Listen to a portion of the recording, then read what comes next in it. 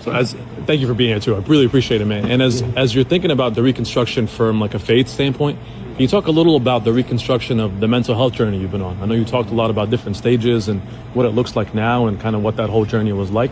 What's the reconstruction of that for you? Yeah, he was asking what does the reconstruction of the mental health journey look like? And honestly, that's one of the biggest pieces for me of reconstruction is understanding my mental health, is understanding that a lot of the darkness and the trauma that I endured that drove me to a dark place was stuff that hadn't been healed, that hadn't been dealt with, that hadn't been processed.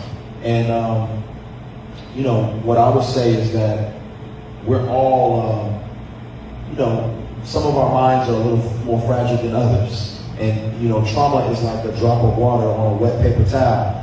Eventually, it's going to pop. It's going to bust open, and that's your mental breakdown for a lot of us. And so, because we don't get the trauma dealt with, therapy, prayer, whatever the case may be, medicine for some of us, we just keep dripping water on top of that. So the reconstruction journey for me, one has been understanding that my mind, my brain, is an organ that needs the care of professionals sometimes. A lot of times as Christians we'll say, oh, well, just pray about it, that's spiritual. And in some cases it can be spiritual, but if you have diabetes or congestive heart failure, you wouldn't say, well, just pray about it.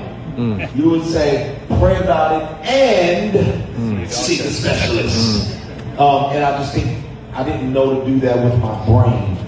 And so God has really done a reconstructive work in me to help me understand, and He's put mental health specialists, counselors, therapists, neurologists, psychiatrists in this world to help care for the brains that He's given us. So. Appreciate you.